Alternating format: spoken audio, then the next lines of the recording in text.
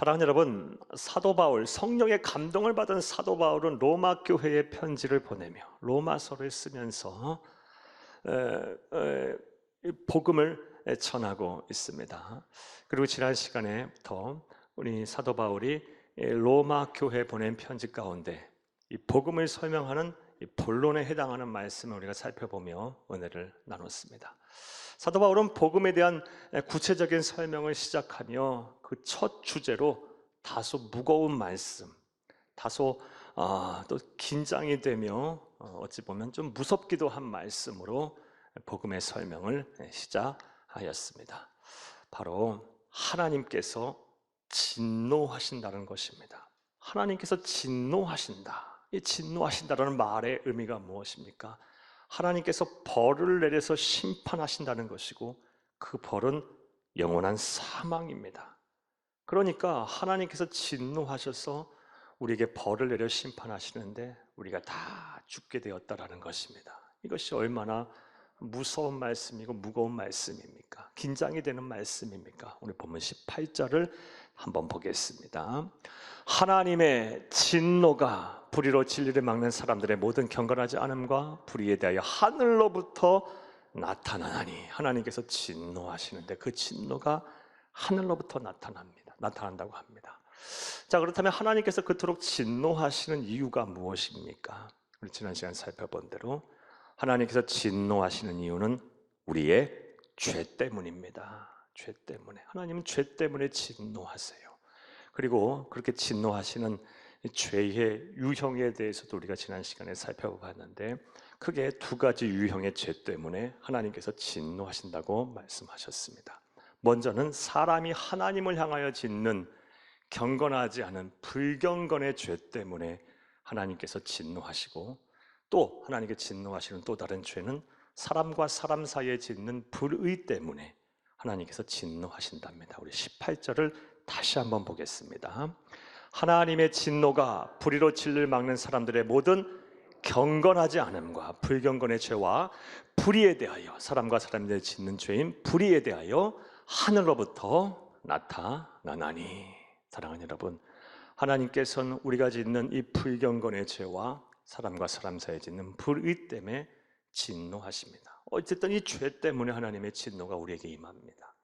그러기에 우리는 죄는 모양이라도 버려야 할 것입니다. 죄를 짓지 말도록 우리가 늘 우리의 삶을 경계하며 우리가 조심하며 우리 자신을 돌아봐야 할 줄로 믿습니다.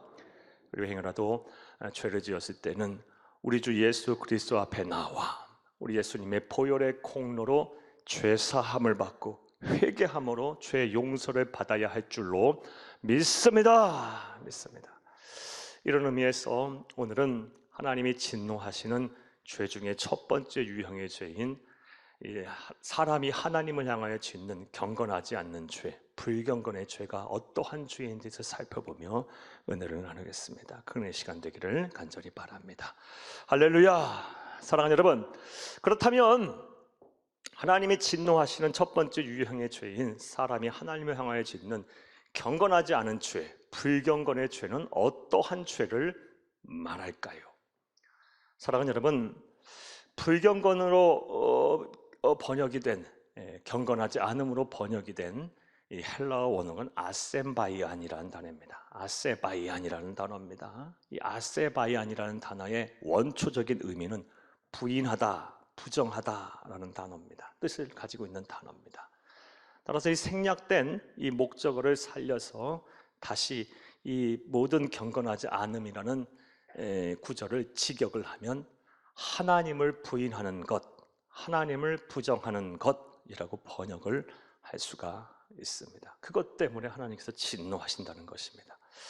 그래서 영어 성경을 보게 되면 이 경건하지 않음을 godlessness라는 단어를 사용해서 번역을 하고 있음을 알 수 있습니다. 즉, god은 하나님을 말하고 less는 없음을 뜻하는 어간이고, 그리고 ness는 명사형 어입니다. 하나님이 없다고 하는 것, 이것 때문에 하나님께서 진노하신다는 것입니다. 즉, 무신론을 말합니다. 하나님이 없다고 하는 그런 사람들의 죄로 인해서 하나님이 진노하신다는 것입니다. 혹은 하나님의 실존을 인정하기는 하지만 그분이 나하고는 전혀 상관없는 사람이라고 분이라고 생각하며 그를 섬기지도 아니하고 영화롭게도 하지 아니하고 감사하지도 않는 이 죄로 인하여 하나님께서 진노하시고 계신다는 것입니다. 이를 온전히 믿는 저와 여러분 되기를 간절히 주의 이름으로 축복합니다. 그런데 오늘 본문 말씀을 보게 되면 하나님께서 우리에게 말씀을 하고 계세요. 어떤 말씀을 하고 계시냐? 사람에겐 무신론이란 있을 수가 없다라는 것입니다.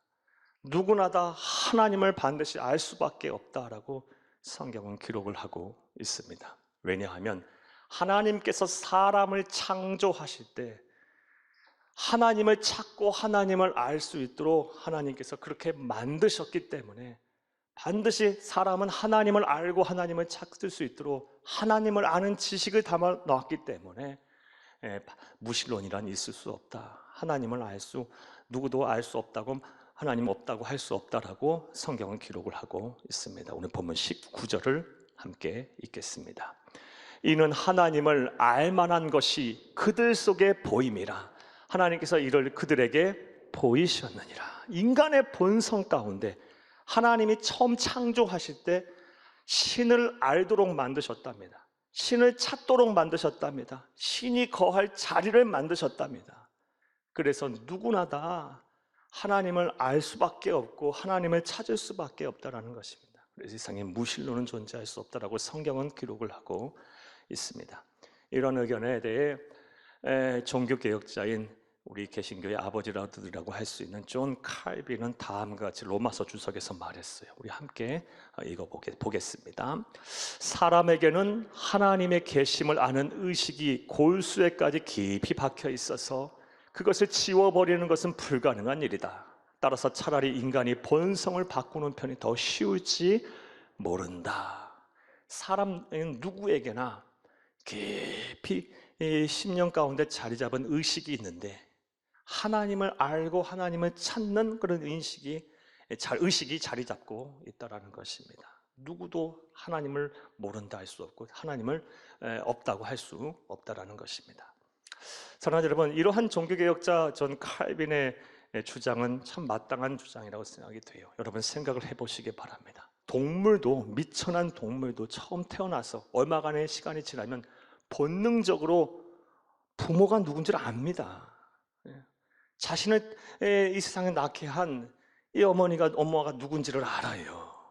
사람도 마찬가지예요. 사람도 다 누구나 절대자인 신의 존재를 인정하고 알아요.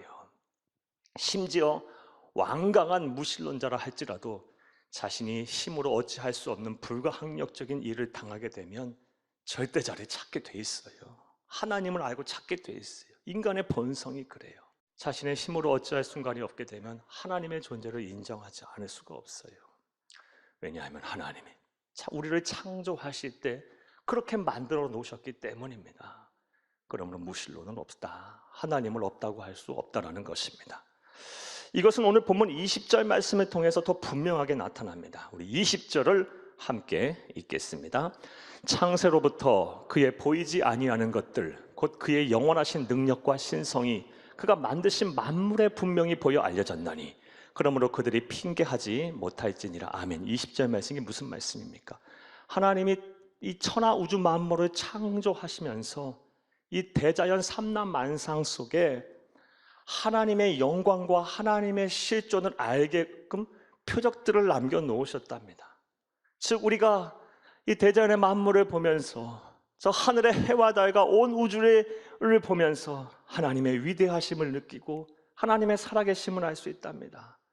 들판에 있는 풀들과 꽃들과 산천 초목을 보면서 아주 신묘하고 기묘막측하게 창조된 모든 동식물들을 보면서 하나님 살아계시구나. 하나님은 위대하구나. 하나님은 정말 대단하신 분이시구나. 나를 깨닫을 수 있게 하셨답니다. 이것을 가리켜 신학적인 표현으로 자연계시라고 합니다. 이런 자연계시들을 하나님께서 남겨놓으셨어요. 그래서 사람들은 누구나 다 어떤 시그르든 간에 하나님을 찾게 되고 하나님을 알 수 있게 된답니다. 이러한 자연 계시를 가리켜서 어떤 목사님은 다음 같은 비유의 말씀으로 설명하셨어요.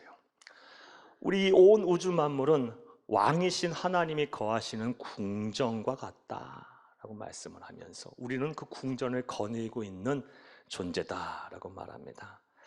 그 궁전을 거리다가 때로는 이 궁전에 거하시는 왕이신 하나님을 만날 수도 있고 못 만날 수도 있어요. 설령 못 만난다 할지라도 궁전에 하나님이 사시는 것, 계시는 건 분명한 것 아니겠어요? 우리가 못 만난다고 해서 궁전에 하나님이 안 계시는 것은 아니에요. 온 우주 만물에 하나님의 영광이 충만합니다. 하나님은 살아계십니다. 할렐루야, 할렐루야. 따라서 우리에게는 무신론은 없어요. 우리에게 있다고 한다면 불신론만 있는 거예요. 불신론, 이것만 있는 거예요. 그러하기에 언젠가 때가 되면 우리의 인생이 끝날 날이 올 거예요. 그리고 우리의 숨이 다 끊어지고 우리의 모든 육체의 수고가 끝나는 날 우리는 하나님 앞에 서게 될 텐데, 하나님 앞에 섰을 때 이런 변명 못 한다는 거예요. 하나님을 몰라서 못 믿었어요. 누구도 나에게 전해주지 않아서, 알게 하지 않아서 나 하나님 못 믿었어요. 내가 무슨 심판을 받고 지옥 형벌을 받나요? 저 억울해요. 이런 변명 안 된다는 거예요. 통하지 않는다. 하나님은 우리의 본성을 통해서도 깨닫게 하시고 알게 하시고 대자연의 자연 계시를 통해서도 하나님의 영광과 하나님의 실존을 분명히 알게 하셨다라는 것입니다. 이 모든 건 논리적으로 설명이 안 된다는 거예요. 이제 사랑하는 여러분, 무신론에서 벗어나시기를 바랍니다. 사랑하는 여러분, 분신론에서 벗어나시기를 간절히 주의 이름으로 축복합니다. 그런데 세상을 향하여 아무리 하나님은 살아계신다, 이 세상에 무신론은 존재할 수 없다, 우리의 본성이 우리를 그것을 증거하고 있다, 대자연 계시를, 자연의 계시를 통해서 하나님 말씀하고 계신다라고 아무리 세상을 향해 외쳐도 이것을 들으려 하지 않는 사람들은 많아요. 믿지 않으려는 사람도 많고 어떻게든 그것을 받아들이지 않으려고 하는 사람이 얼마나 많은지 몰라요. 자, 그렇다면 이렇게 무신론과 불신론에 빠져서 사람들이 살게 되면 그 사람들은 어떠한 삶을 살게 될까요? 자, 이제부터 따라 하시겠습니다. 첫째로, 생각이 허망해지고 마음이 어두워집니다. 불신론과 무신론 속에 빠져 살게 되면 하나님이 살아계심을 인정하지 아니하고 하나님이 없다 하는 삶을 살게 되면 반드시 필연적으로 생각이 허망해지고 마음이 어두워집니다. 오늘 본문 21절을 함께 읽겠습니다. 하나님을 알되 하나님을 영화롭게도 아니하며 감사하지도 아니하고 오히려 그 생각이 허망하여지며 미련한 마음이 어두워졌나니. 하나님을 알 수밖에 없어요. 전해주지 않아도, 믿게 하지 않아도, 전도하지 않아도 때로는 인간의 본성으로 자연 계시를 통해서 하나님을 알 수밖에 없답니다. 그런데 그렇게 하나님을 알고도 하나님을 영화롭게도 하지 아니하고 섬기지도 아니하고 감사하지도 아니한다면 불신앙과 이 무신론 속에 살게 되면 어떻게 된다? 생각이 허망하여지고 마음이 어두워진답니다. 태초에 하나님이 우리를 창조하실 때 하나님이 계셔야 할 자리를 만들어 놨어요. 본성적으로 하나님을 찾도록 만들어 놨어요. 하나님이 계셔야 할 곳에 하나님이 안 계시니까 인생이 허망한 거예요. 생각이 허망해지고 마음이 어두워져요. 답은 하나예요. 답은 하나. 하나님이 계셔야 할 자리에 하나님이 계시도록 하는 거예요. 다시 창조의 섭리로 돌아가는 것입니다. 그리할 때 비로소 이 생각의 허망함이 사라지고 마음이 어두운 것이 왜 광명이 비칠 거예요. 이런 애와 복이 저와 여러분의 복이 되기를 간절히 주의 이름으로 축복합니다. 이것을 일찍이 17세기에 프랑스의 위대한 수학자이자 과학자이자 심리학자이자 신학자이기도 했던 블레즈 파스칼이 알았어요. 그리고 그가 쓴 위대한 명저인 빵세, 생각의 뜻이죠. 이 빵세라는 그 책에 다음과 같은 글을 남겨놨어요. 일부분만 한번 보겠습니다. 인간이 우주 만물의 이치를 직면하게 되면 살아갈 수 없는 나약한 존재이기에 회피를 선택한다. 이게 무슨 말입니까? 사람이 쉽게 말해 감당할 수 없는 일을 겪게 되면요, 사람은 어떻게 해요? 도망가려고 그래요. 회피하려고 그래요. 그렇게 해서 이 상황을 모면해 보려고 해요. 예. 자, 그런데 그게 가능하겠어요? 진정한 행복을 얻기 위해 회피하고 권력과 물질로 위로를 받으려고 해요. 도망가 보기도 하고 다른 사람들의 또 여러 가지 힘에 기대어 보기도 해요. 그러나 인간은 스스로 도울 수 없는 존재다. 따라서 인간은 오직 하나님께 위로를 받아야 한다. 당신이 위로를 기대야 할 것은 당신에게서가 아니다. 예. 하나님이 계셔야 할 자리에는 하나님이 계셔야 합니다. 우리의 인간의 하나님 그렇게 만들어 놓으셨어요. 이제부터 하나님은 여러분의 심령에 잘 모시기를 바라요. 그분께 예배하고 그분을 여러분의 생명의 주인, 삶의 주인으로 온전히 믿고 하나님의 뜻대로 삶을 사세요. 그리고 염려와 근심을 그분에게 맡기고 자유하세요. 여러분의 삶을 책임지실 것이고 여러분의 인생을 책임지실 것이고 영생을 여러분에게 허락하실 것입니다. 일어나 복이 저와 여러분의 복이 되기를 간절히 주의 이름으로 축복합니다. 무신론과 부신론 속에 계속 살게 되면 필연적으로 생각이 허망해지고 마음이 어두워집니다. 또 둘째로 무신론과 부신론의 삶을 계속 살게 되면, 계속해서 하나님이 없다고 하게 되면, 그런 삶을 살게 되면 우리는 어떤 삶을 살게 될까요? 따라 하시겠습니다. 둘째로 스스로 지혜 있다 여겨 우상을 만들고 숭배합니다. 스스로 지혜롭다고 생각합니다. 영적인 교만함에 빠져 그 다음에 하는 것이 무엇이냐? 우상을 만들고 그것을 숭배해요. 무신론과 부신론 속에 살게 되면, 하나님이 없다 하는 삶을 살게 되면 필연적으로 하나님이 계셔야 할 자리에 하나님이 안 계시니까 생각이 허망해지고 마음이 어두워지다 보니 사람들은요, 하나님 대용품으로 무엇인가를 만들어서 그것을 채워넣으려고 해요. 그것이 바로 우상이고, 그것이 바로 미신이고, 그것이 바로 세상의 잡다한 종교와 척들이에요. 오늘 본문 22절과 23절을 함께 읽겠습니다. 스스로 지혜 있다 하나 어리석게 되어 썩어지지 아니하는 하나님의 영광을 썩어질 사람과 새와 짐승과 기어다니는 동물의 모양으로 우상으로 바꾸었느니라. 아멘. 마음이 허전하니까, 불안하니까, 염려와 근심이 되니까 하나님이 있어야 할 자리에 다른 것으로 자꾸 뭔가 만들어 놓는 거예요. 이것이 유사일에 인간이 만들어낸 수많은 철학과 종교화 그리고 우상과 미신의 생성에 대한 이유예요. 앞으로도 계속 그럴 거예요. 하나님이 없다고 하는 사람들은요, 계속해서 무엇인가를 만들어내서 그것을 우상으로 섬기고 숭배하게 될 거예요. 자, 그런데 이것이 얼마나 어리석은 생각이고 어리석은 일입니까? 창조주 하나님이 살아계시는데 피조물이 또 다른 피조물, 아무 도움도 되지 않는 그 피조물을 의탁하여 구원을 바라고 복을 빌고 있으니 이것이 얼마나 어리석은 일이에요. 살아있기는 하나 나에게 아무런 도움도 되지 못하고 말도 못하고 생각도 못하는 존재에게 복을 달라고 또 구원해 달라고 기원하고 있으니, 살아계신 하나님이 분명히 살아계심에도 불구하고, 그분이 전지전능하신 분임에도 불구하고 그런 것들에게 의탁하여 우상을 만들고 숭배하고 있으니 얼마나 이게 어리석은 일입니까? 행여 이 자리에 계신 분들 한 분도 그런 어리석은 일을 행하지 말아야 할 줄로 믿습니다. 살아계신 하나님이 계세요. 그분은 저와 여러분보다 더 사랑하시고 우리의 모든 것을 아시고 모든 것을 하실 수 있는 분이에요. 그분께 여러분의 인생에서 다 문제를 맡기고 구원을 의탁하세요. 여러분의 인생을 의탁하세요. 반드시 여러분과 함께 하실 것이고 가장 좋은 것으로, 가장 선한 것으로 모든 것을 여러분에게 주시며 여러분의 마음을 시원케 하실 것입니다. 이러한 믿음이 여러분 가운데 있기를 간절히 주의 이름으로 축복합니다.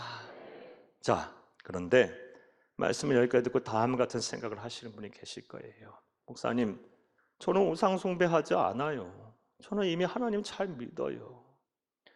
저는 우상 숭배하지 말라 그래서, 심지어 제사 드리는 것도 조상에게 하는 것이 아니라 귀신에게 하는 줄 알고 조상 제사 드리는 대신에 추모 예배도 드리고 하고 있는데 무슨 우상 숭배를 하지 말라니요. 이런 생각 갖고 계신 분들 많이 계실 거예요. 사랑하는 여러분, 이런 분들에게 우리가 종종 간과하기 쉽고 또 아주 치명적으로 우리가 섬기고 있는 이 우상 하나를 여러분에게 좀 소개하려 합니다.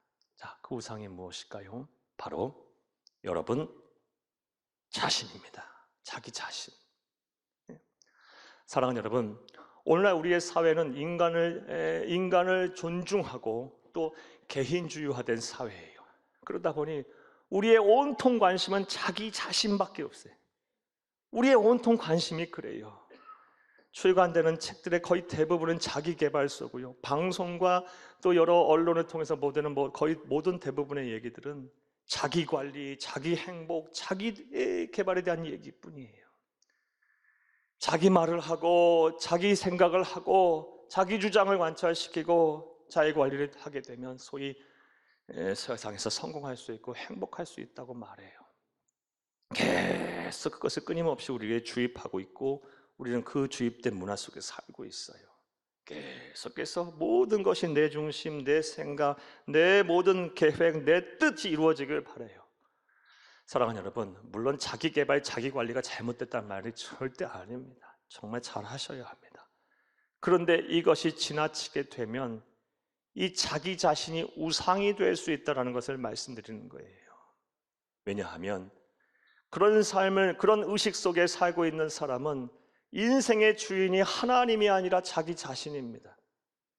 그런 의식 속에, 그런 믿음 속에 살고 있는 사람은 생명의 주인, 삶의 주인이 하나님이 아니라 자기 자신이에요. 결국 하나님이 받으셔야 될 영광은 자기가 자신이 가로채는 거예요. 사랑하는 여러분, 이런 자기 자신의 우상에 빠져 살고 있는 사람들이 얼마나 많은지 몰라요. 사람들이 우상을 만들고 우상을 숭배하는 그 마음속에 가지고 있는 그 본질이 무엇일까요? 마음속의 본질이 무엇일까요? 내 편한 대로, 내 소견대로, 내 정욕을 채우기 위한 마음에서 비롯된 거예요. 이런 마음의 본성과 본질과 우상 숭배는 교묘하게 맞아 떨어 들어가요. 절묘하게 맞아요. 반면에 생명의 종교인 기독교는 어떠합니까? 내 소견대로, 내 뜻대로, 내 마음대로, 내 정욕대로 살라고 하지 않아요. 하나님에게 구속이 되고 하나님 앞에 매여서 하나님의 통치를 받으며 하나님의 뜻대로, 하나님의 말씀대로 살라고 해요. 그러니 세상 사람들이 싫은 거예요. 하나님도 싫고 교회도 싫고 말씀도 싫고 다 싫은 거예요. 내 마음 내 뜻대로 못하니까. 근데 우상 숭배는 어때요? 내가 믿고 싶을 때 믿으면 되고 가고 싶을 때 가면 되고 내가 원하고 있을 때 내 마음대로 그려서 마음대로 할 수 있어요. 사랑하는 여러분, 따라서 지금 여러분의 소견대로 내 뜻대로 내 마음대로 신앙생활하고 계신 분 계신다면 그것이 우상 숭배가 될 수 있어요. 자기 자신이라는 우상 숭배하지 않기를 간절히 주의 이름으로 부탁합니다. 부탁해요. 우상 숭배는 하나님께서 가장 미워하시는 죄입니다. 얼마나 미워하시는지는 우리가 인간에게 우리에게 주신 가장 기본적인 10가지의 계명을 통해서 알 수 있어요. 10계명이라고 그러죠. 첫 번째 계명이 무엇입니까? 나 외에 다른 신을 섬기지 말라. 두 번째 계명이 무엇입니까? 하늘과 땅과 바다에 그 어떤 것으로도 우상을 만들고 그것에 절하지 말고 섬기지 말라는 말씀이에요. 첫 번째, 두 번째가 그거예요. 사랑하는 여러분, 우상 숭배하는 자의 말로는요 하나님의 진노와 심판이에요. 그리고 영원한 지옥 형벌입니다. 하나님은 용서하지 않아요, 이것에 대해서. 여러분, 그러므로 우리는 우리 자신을 잘 돌아보며 우리의 신앙을 점검하고 행여내가 하나님 외에 다른 것을 섬기고 의지하고 있지는 않은가? 내 삶의 주인, 내 생명의 주인이 하나님이 아니고 다른 무엇인가? 내가 기쁨을 찾고 내 삶을 의탁하고 내가 구원을 바라는 것이 하나님 외에 다른 것에 있지는 않는가를 늘 점검하고 확인하는 삶을 살아야 할 줄로 믿습니다. 사랑하는 여러분, 부디 오늘 말씀을 듣는 한 분도 빠짐없이 이런 어리석은, 이런 망하는 길로 가지 아니하고 참된 구원과 영생을 얻는 참된 성도, 복된 성도 다 되기를 간절히 주의 이름으로 축복합니다. 축복합니다.